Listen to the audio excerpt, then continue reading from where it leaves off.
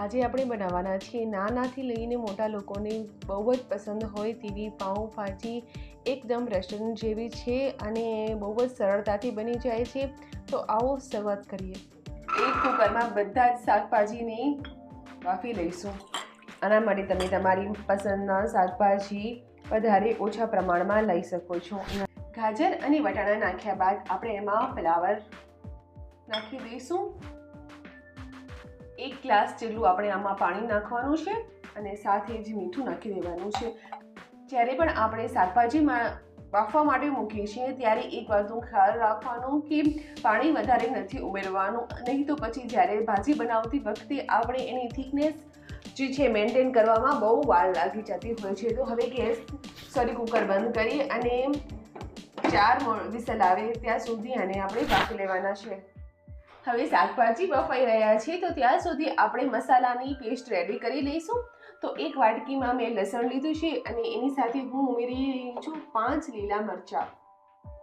લીલા મરચાંની સાથે આપણે કશ્મીરી લાલ મરચું ઉમેરવાનું છે 2 ચમચી જેટલું અને હળદર ઉમેરીશું. સાથમાં આપણે એમાં નાખવાનું છે જીરું અને ધાણા પાવડર પણ નાખીશું. હવે આની આપણે સ્મૂથ પેસ્ટ બનાવી લેવાની છે. તો મસાલાની ફાઇન પેસ્ટ આપણે રેડી કરી લીધી છે. હવે વઘાર નાખીએ.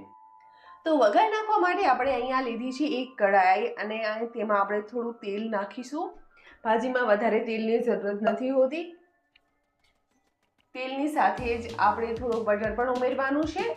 અગર તમારી પાસે બટર ન હોય તો તમે ઘી પણ નાખી શકો છો અને ખાલી તેલમાં પણ ભાજી સરસ બની જતી હોય છે.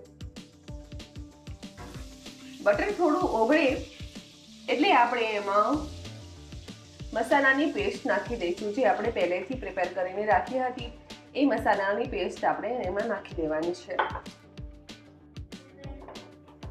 ગેસની ફ્લેમને ફરીથી આપણે ફાસ્ટ કરી નાખવાની છે, હાઈ ફ્લેમ કરી નાખવાની છે અને મસાલાને સરખી રીતે પકાવવાનું છે. જ્યાં સુધી મસાલો એકદમથી સંતળાઈ ન જાય ત્યાં સુધી આપણે આને પકાવવાનું છે. હવે તમે જોઈ શકો છો કે મસાલામાંથી તેલ છૂટવા માંડ્યું છે અને મસાલો સરસ રીતે સંતળાઈ ગયો છે. ત્યારે અમે હમણાં ટમાટાની પેસ્ટ નાખીશું. ટમાટાની પેસ્ટને પણ આપણે સારી રીતે પકવી લેવાની છે.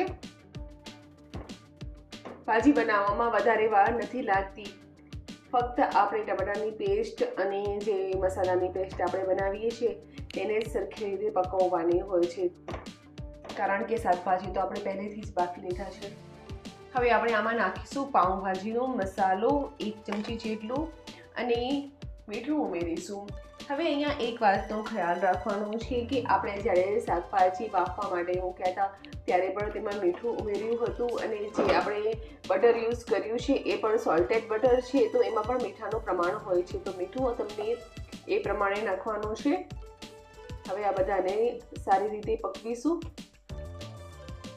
હવે ટમાટાની પેસ્ટ અને મસાલો બહુ જ સરસ રીતે સંતળાઈ ચૂક્યા છે. તો જે શાકભાજી આપણે બાફીને મૂક્યા હતા આમાં આપણે ઉમેરી દઈશું. પાણી જે છે આપણે બાફવા સમયે થોડુંક જ નાખ્યું હતું એટલે એ પાણીની સાથે જ મેં બધા શાકભાજીને આમાં નાખી દીધા છે.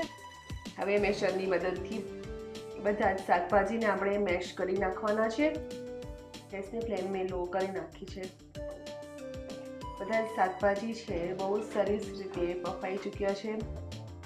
હવે આ જે ભાજી આપણે બનાવી એમાં રીંગણાનો ઉપયોગ બિલકુલ પણ મેં નથી કર્યો. આ ભાજી સ્પેશિયલ એ લોકો માટે મેં બનાવી છે જે લોકો રીંગણા ખાવાનું પસંદ નથી કરતા અથવા રીંગણા નાખેલી ભાજી તેમને પસંદ નથી હોતી. એવા લોકો માટે આ ભાજી છે. અથવા તો જ્યારે તમને ભાજી બનાવવાનું મન હોય અને રીંગણા તમારી પાસે હાજર ન હોય તો તમે આ રીતે પણ ભાજી બનાવી શકો છો. તો બધા જે શાકભાજી છે સરસ રીતે મેશ થઈ ચૂક્યા છે. ફરીથી એક વખત બધાને સારી રીતે મિક્સ કરી લઈશું. હવે આમાં આપણે થોડું પાણી ઉમેરવાનું છે. ગેસની ફ્લેમને આપણે હાઈ કરી દઈશું અને આમાં પાણી ઉમેરીશું. હવે પાણી તમારે કેટલું ઉમેરવાનું છે, જે પ્રમાણે તમારે ઘટ્ટ ભાજી જોઈતી હોય એ મુજબનું પાણી આમાં ઉમેરી નાખવાનું છે. સરસ રીતે મિક્સ કરી લઈશું બધાને. હવે ઢાંકી દઈશું અને 5 થી 6 મિનિટ માટે આવી રીતે પકવા દઈશું. એનાથી શું થશે કે જે આપણે મસાલો બનાવ્યો છે તે બધું જ બાફેલા શાકભાજીમાં બહુ જ સરસ રીતે મિક્સ થઈ જવાનું છે. હવે ભાજી બહુ જ સરસ રીતે બનીને તૈયાર થઈ ગઈ છે. બસ કોથમીરના પાન આપણે ઉમેરી દઈશું અને ગેસને આપણે બંધ કરી અને ભાજીને સર્વ કરીશું. તો સરસ મજાની આપણી ભાજી બનીને તૈયાર થઈ ગઈ છે અને આપણે આને કચુંબર અને પાઉની સાથે સર્વ કરવાના છીએ.